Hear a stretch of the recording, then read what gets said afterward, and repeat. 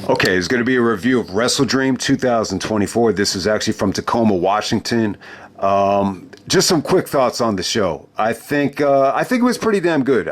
For me, I enjoyed it for the most part, even though there is some depressing endings. There's definitely some dark feelings here.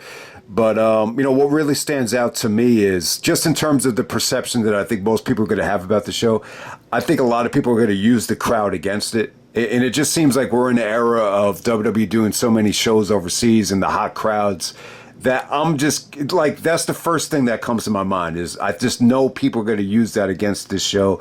The crowd wasn't overwhelmingly hot. I think they were good for Danielson in the main event. Like, don't get me wrong. They were great for the match of the night. The match of the night definitely did deliver. I think he had one of the best matches of the year on this show. But for the most part, there was a lot of matches here that definitely got lukewarm crowd reactions. The Young Bucks match should definitely be at the top of that list. And before I forget now, I just want to make clear, I think what really needs to happen with the Bucks, I think Nick Jackson more than, either Buck, but I think Nick Jackson, man, I just remember some of those great breakout matches he had, early on. Maybe that's the answer with the Young Bucks, because I just feel like a lot of people are out of answers exactly how to book them and what to do with them. But, they're still tag team champions. I think their match was okay. I'm just going to say it was probably the most underwhelming thing on this show. But yeah, man, there's a lot to talk about here. Like I said, man, this is from Tacoma, Washington, the Tacoma Dome. So this is a huge venue. So I was just a little bit curious how this did compare to, one of the most famous Raws ever. So, I'm sure they've ran the Tacoma Dome before for WWE, but the only show that really stands out to me is the Raw from July 2nd, 2001, which is at the start of the invasion. If you remember, they did Buff Bagwell and Booker T in the main event there. You also had Angle and Austin competing for hugs with Vince in that opening segment. It just felt like there was like a lot of people there for that show. So I was just curious to see how this show did compare to that. So this does 8,045 people. That's the documented number. For that Raw, they did like 17,000. So it's actually double that. But hey, Danielson's in his home state. He gets the main event. I think they did the best that they could. With this actual show, you definitely did get some big name returns, whether it's MJF, the Swerve segment I thought was excellent. You had Garcia return, you had Adam Cole return. So once again, I think some of the returns are going to make up for, some of the lackluster crowd reactions. But let's get right down to it, man. First match of the night, you had Jay White taking on Hangman Page.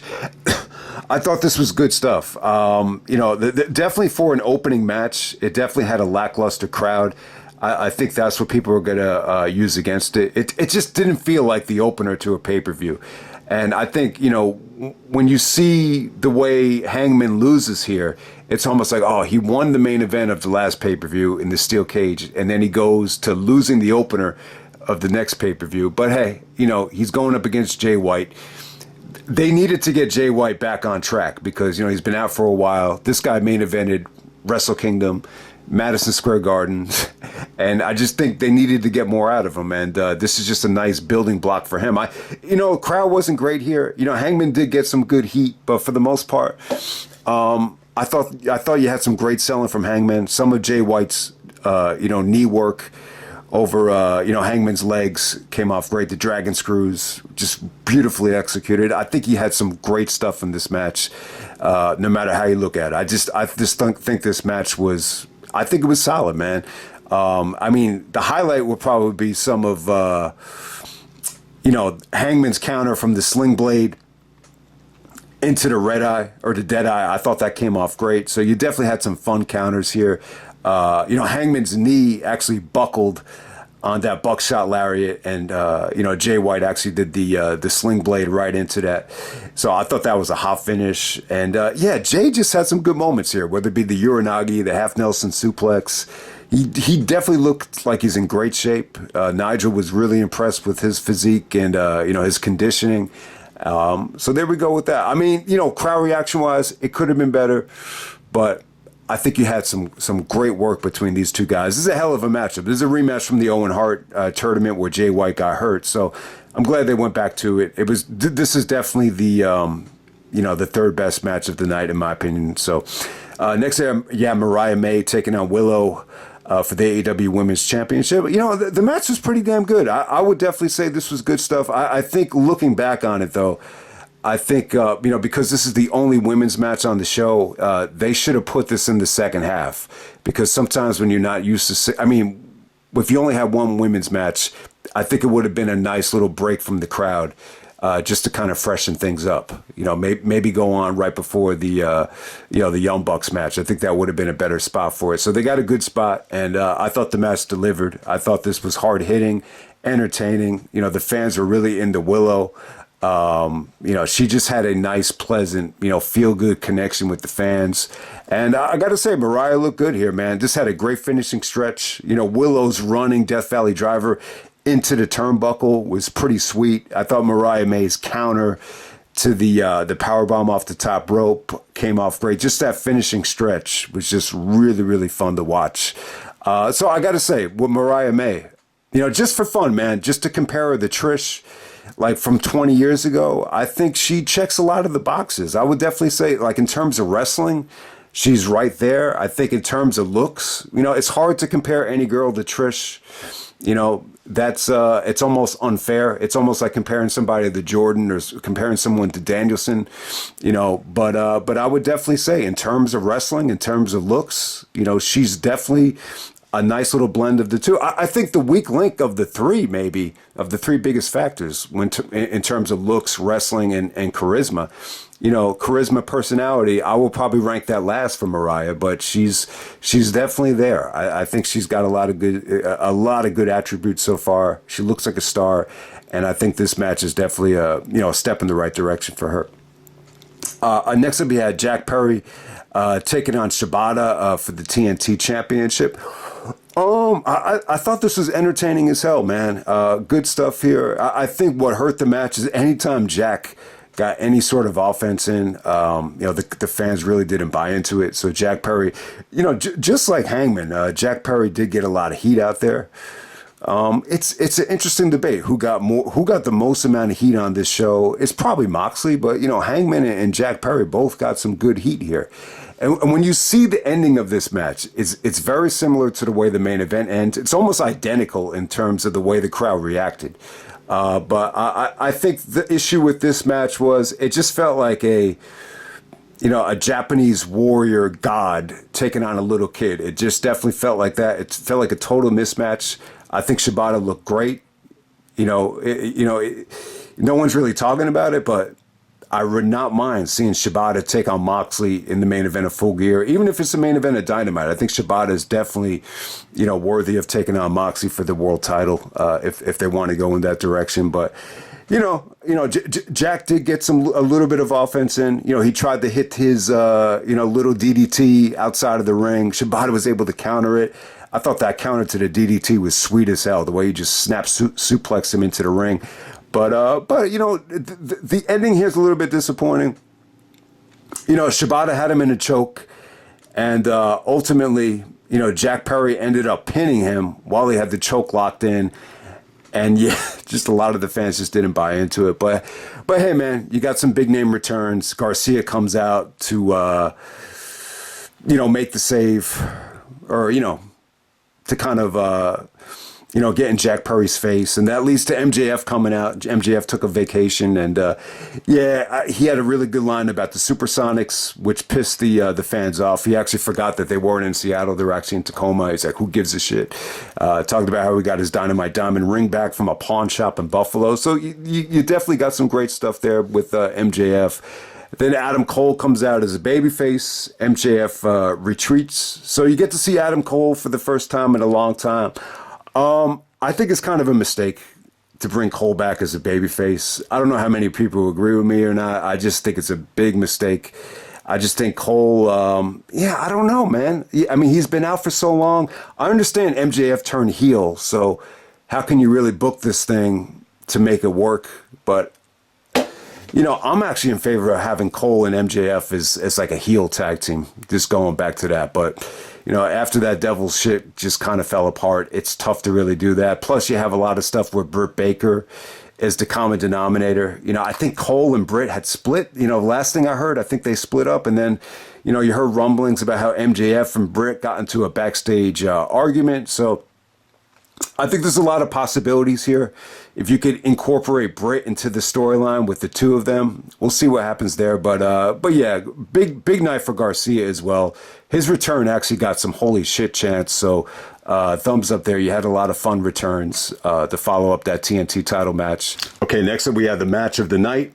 And yeah, definitely, arguably the most athletic three-way ever. I know that covers a lot of ground, but it was that good. In terms of athleticism, this was the shit right here. Awesome match. We got Will Ospreay defending the International Championship against Kenosuke Takeshita and Ricochet. Holy shit, man. This was really good. It was even better than I expected. I definitely think the match delivered. The Callis did interfere. And you had a lot of Callis interference towards the end, but it really didn't take away from the match for me. I think it was good. I think Kyle Fletcher is definitely going to benefit from the booking of the Callis stuff more than anybody. I think Fletcher has come a long way since last year at Wrestledream when his partner got hurt. So thumbs up there. You can look forward to Ospreay and Fletcher possibly at Full Gear. It should be an incredible match. But in terms of this match right here, Takeshita actually does win the International Championship. And God damn it was awesome, man.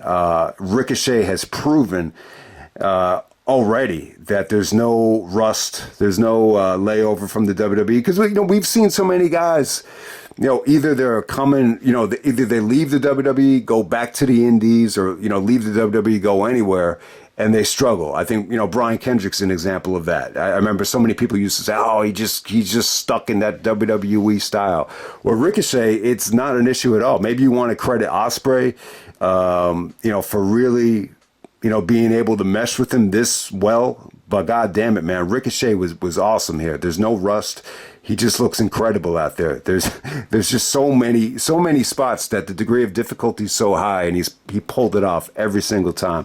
But man, there's too much great stuff to go over. But I will say this, Takeshita, you saw what Ospreay and Ricochet, did at the anniversary show, and you added in with Takeshita. Takeshita just brought a viciousness to this match that I think just gave it that extra spark. I mean, he really added to the match. He was just relentless out there. And, Takeshita was probably involved with some of the best spots out here, I got to say. Too much great stuff to go over. I mean, we'll be here forever to break down everything. But I got to say, that spot on the edge of the ring apron was just incredible. You saw Takeshita do a Death Rally driver to Ospreay, and then Ricochet followed it up with a Meteor. But God damn it, man. Like, there were so many counters before they executed that big spot right there. But, yeah, just awesome stuff from everybody here. Just, I could go on and on about how good this was. There's an incredible table bump that Takeshita gave Ricochet. It's almost like he hit him with a dead eye, but it was more like a pile driver. Goes through the table. Ospreay destroys Takeshita with a couple of hidden blades. Great camera work too, because you didn't see Callis coming. I kind of had a feeling Callis would be there on the save, and he definitely was.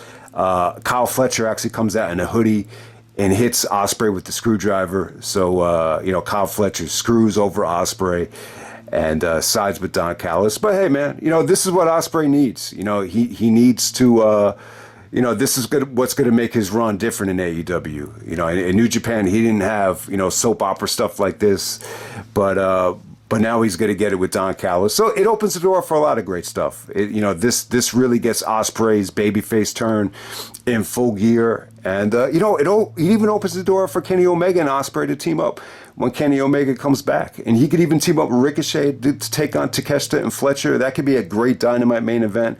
But in terms of just three guys going out there and delivering just an athletic exhibition, this is pretty much as good as it gets, man. I mean, I'm not going to say it's better than you-know-what, but it was pretty damn good, though. Awesome stuff. Almost the match of the year. I mean, I think the Callis stuff is really going to, prevent people from saying that this is absolutely, Ospreay's best match. But, I'm not saying Ospreay needs to be the champion right now, but seriously, when you're going to put him in the middle of a show and let him steal the show like this, it's just tough. It's tough for everyone else to follow it, but awesome match. Definitely everybody should check it out. Okay, so after the three-way, I think they knew that no one was really going to be able to follow the three-way, so they decided to do an intermission. I don't think the intermission thing really worked. It was very difficult, to follow the match of the night with Ospreay. I thought the Swerve segment was excellent. Nana was great. Nana comes out first. MVP comes out. Shelton Benjamin comes out. I thought this was a great segment. This is the way you do an all-black segment. Some of the stuff that we saw at Bad Blood, I just didn't think came off great. But you had a lot of nice elements here. I like the way that Swerve, cut it right down the middle, looked at the positives and negatives of, joining MVP and then leaving Swerve. But ultimately, he chooses to stay with Swerve, which is, the right decision, no matter how you look at it. But no, he was mentioning all these negative things that have happened in the last couple of months, losing the main events of All In and All Out, his house actually burning down. But ultimately, decides to stay with Nana, but we got great tension between Shelton and Swerve, so this will be really cool. I think Shelton. I was happy to see that Shelton got treated like a legend. Swerve even said, "You opened the door for me. You broke down the racial barrier, inspired black athletes." So there was just a lot to like about this segment. You wish Shelton could have showed a little bit more charisma, but hey, that's what MVP is there for. So. Really looking forward to anything to do with Shelton returning to the ring. I think, if he has like one last great performance in him, be cool if it's against Swerve. But hey, man, let's move on to the second half of the show. Next up, we had a 2 out of 3 falls match. You had Hologram taking on the Beast Mortos. I thought this was good. I think Hologram, showed some great stuff out there. The Beast Mortos, Black Taurus, whatever you want to call him. I've always been a fan of him. He's always super impressive. This is 2 out of 3 falls, which is, most Lucha Libre matches are 2 out of 3 falls. We even saw that in ECW with Mysterio, going back to the 90s. So I got the feeling that this was more of a, agreement with Fox. I think they were airing this. I think this was a simulcast on Fox. That's how it came across with the alternate commentary. So I think there was ulterior motives, for the match than just to throw it onto the card. But this was good, though. We've seen situations in Ring of Honor where there's some political lucha stuff. You saw it at the Big Bang, actually. If anyone remembers that show, the main event actually wasn't an ROH match. It was like a lucha match or an NWA match. And yeah, it just did not come off good, but this was a much better experience. I thought this was fun, but at the same time, the argument against this match is the crowd wasn't exactly great. You could just tell they weren't invested in either guys, but they did pop for a lot of cool stuff. They just reacted to cool moves and cool sequences rather than just really caring about Hologram or Beast Mortos, to be honest with you. All right, next up we had Darby taking on Brody. I thought it was cool. I think it disappointing in terms of, the fans really getting that behind Darby. I just don't think they saw Brody King as, that big of an opponent for Darby, especially compared to last year with Darby getting the, main event platform against Christian. But it was cool, though. Darby sold his ass off for Brody. Brody definitely looked dominant at times. They did a really cool spot with the steel steps, and then Darby does go over very predictably, but I thought it was okay, but a little bit underwhelming from a crowd reaction standpoint. And the trend kind of continues here. We got the Young Bucks and Private Party, definitely the most disappointing match of the night. I just couldn't get into this, man. They did a good job of doing the best they can. Building up Private Party with the video package. You had Amazing Red, training them in the video package, ties to, the 5th anniversary of AEW and Dynamite. They tried to make this work. And to be honest with you, man, I think the Bucks really worked hard here to get Private Party over. The spark just wasn't there. It just wasn't there. You could blame Private Party. Somewhat to blame. I think, there's still room for improvement. Even after 5 years, this was just a underwhelming atmosphere, but I think a lot of the blame's got to go on the Bucks. I think the Bucks really need to tweak their characters. I think the EVP thing is heels. It's just, I don't know. I just think we've reached a point where the Bucks really, no matter what they do, I just think you've seen so many Young Bucks matches, whether for the PWG tag titles, the AEW tag titles, New Japan tag titles, ROH tag titles. After almost 20 years, man, I just think it's reaching a point where, we got to try something else. I mean, they switched the theme song, they switched the ring attire, but still, I feel like if the Bucks aren't in there with like top level talents like an Omega or an Ospreay, it's still very tough.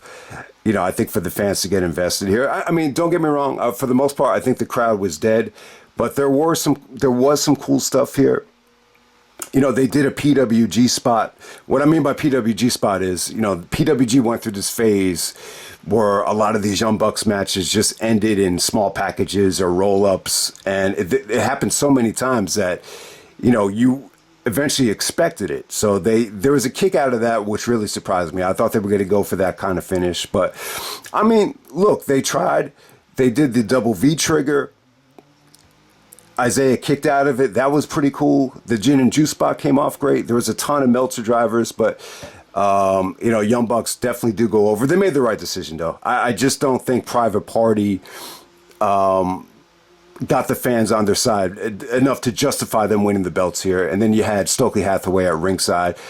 Kind of had a look on his face like, I told you so. You had a lot of people, Top Flight, even that new girl that they're with all the makeup on, kind of judging them, kind of wanting them to join that stable after this not working out. So when you look back on it, kind of a predictable match. The Young Bucks do go over. I thought it was solid, but, definitely the most disappointing thing on the show in terms of, crowd energy and crowd reaction. All right, next up we got Mark Briscoe taking on Chris Jericho for the Ring of Honor World title.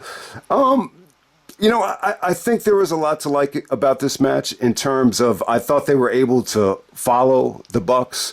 This felt a little bit more lively in terms of charisma, in terms of storyline. It just felt like there was more engagement from all sides here. So I think there was a lot to like here. Ultimately, Mark goes over. There's a lot of tributes to Jay. Jericho actually does do the Jay Driller. Big Bill does interfere. There's a lot of cool stuff here.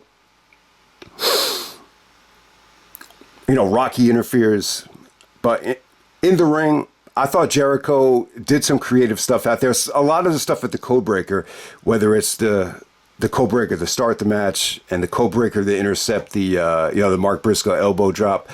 I think you had some good stuff, but at the same time, you definitely feel them lose the momentum.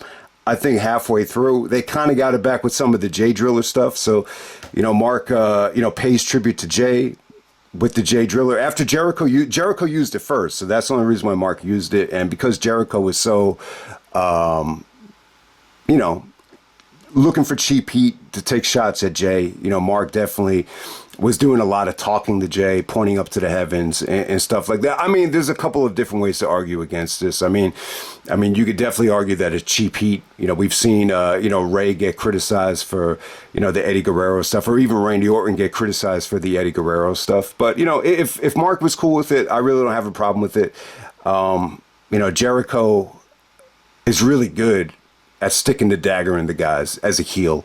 So it definitely kind of brought back shades of, the 2008 version of Jericho. But ultimately, if you're a Jericho hater, you're going to find this a little bit disappointing. But I kind of like the spot that it was in. It kind of makes you excited about somewhat excited about Final Battle. The fact that the ROH title was so late on the show, I just think they were able to follow a lot here.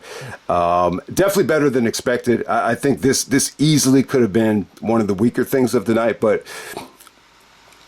I think the match had a lot of personality compared to some of the other stuff on the show, if that makes any sense. Okay, and on to the main event for the AEW World title. We got Bryan Danielson defending his belt against Jon Moxley in Danielson's home state.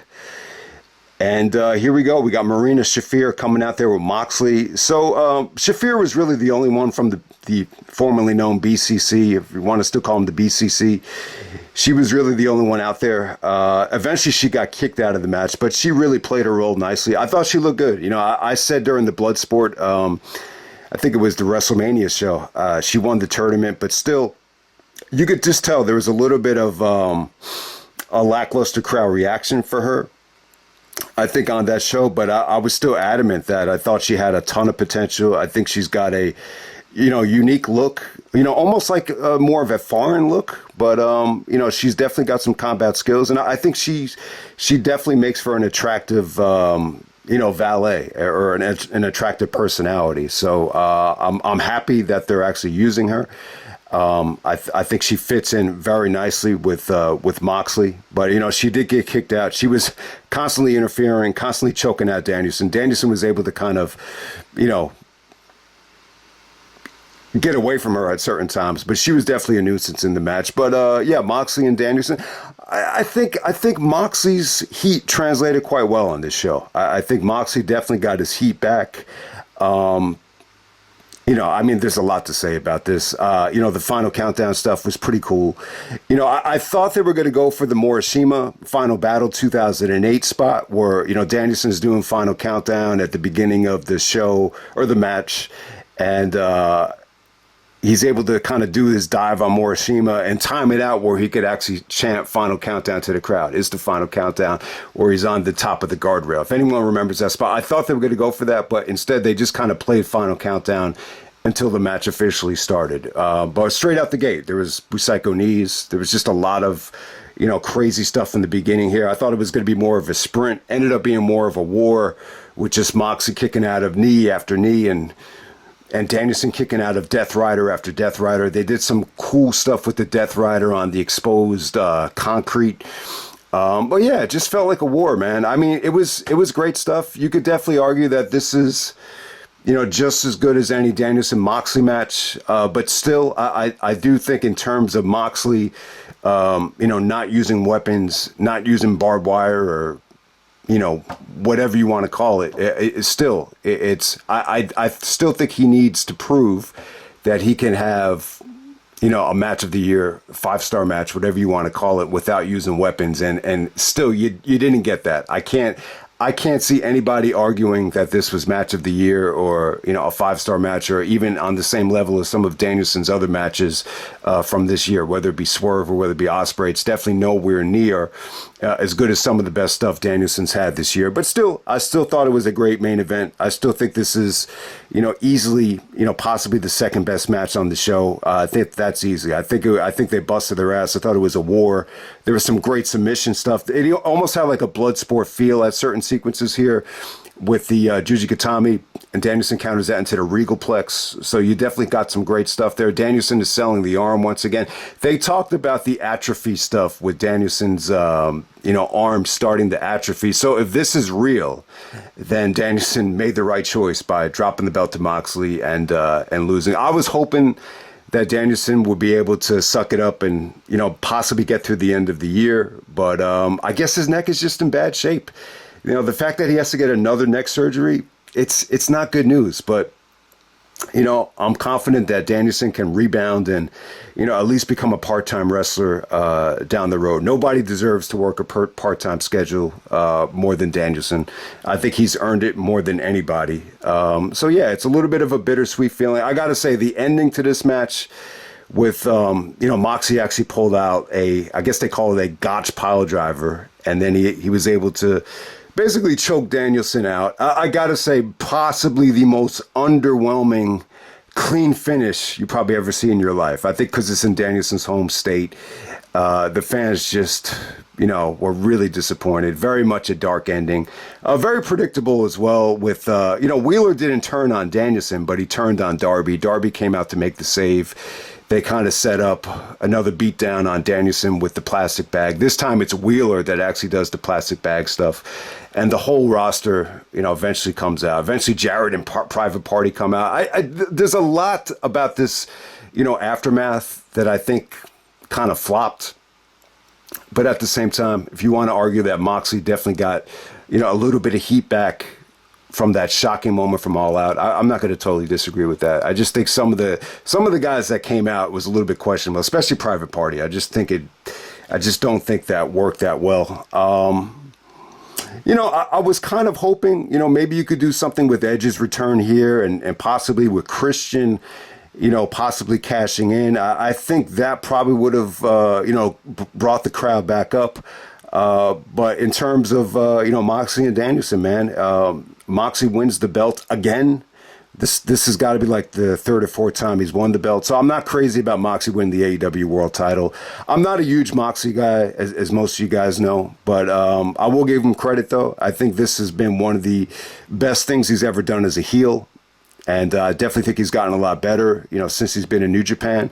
So we'll see. We'll see, how long this reign goes. But I just don't think a lot of people are going to be excited about, the idea of him beating Danielson here. It kind of ends this fantasy that we've all had. I think this was something that really uplifted us, gave us something to look forward to. It's almost like you're on summer vacation or a summer break and you're really having the time of your life and you just want to hold on to it before school starts. It definitely had that type of feeling to me. And I think they definitely, Danielson's hurt. So that's the bottom line. So I don't want to take anything away from him. If he's hurt, he's hurt. But, I think still you left a lot of money on the table by not doing Danielson and Ospreay for the belt and a lot of other dream matches. Zack Sabre Jr., I think you would have loved to have seen that for the AEW title. So, yeah, I mean, the list goes on. In a perfect world, you want to see Danielson stay champion forever. But, it's a great lesson, too. It's not reality. We can't always get what you want. Not every single AEW show is going to knock it out of the park, especially when they do a pay-per-view every month. For as good as this company has been, at knocking out, top-level shows every single time almost. It seems like when the pandemic ended, I think AEW after the pandemic ended was like one of the best things about life, to be completely honest with you. But yeah, man, nobody could, keep up this pace. So I think that's just the best way to look at it. But hey, man, I appreciated the show. Moxley wasn't on my list of, dream opponents for Danielson. I would have rather have seen someone else in this spot. But, if you want to tell me that they really did a good job of making this a good versus evil feel, I'm not going to disagree with you. But, yeah, shout out to Claudio as well. Claudio, once again, gets some revenge on Bryan Danielson, stomping the chair right on his neck, which looked pretty brutal. But hopefully Danielson can recover from this, man. Nobody has done more for professional wrestling than Bryan Danielson in the ring. What this guy has done, I think he's legitimized the sport. If anyone badmouths professional wrestling to me and tells me it's a bunch of crap and, it's whatever, I'll just tell them, man, you're wrong. We've seen guys like Bryan Danielson get standing ovations wrestling through injuries.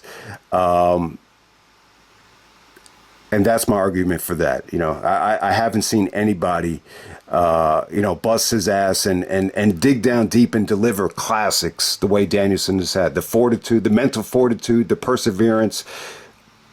My words aren't going to do it justice how much Danielson has meant to the sport of professional wrestling. He's a great, and him as a wrestler is not where it stops. The guy is, one of the best everything that is good about this industry, Bryan Danielson exudes.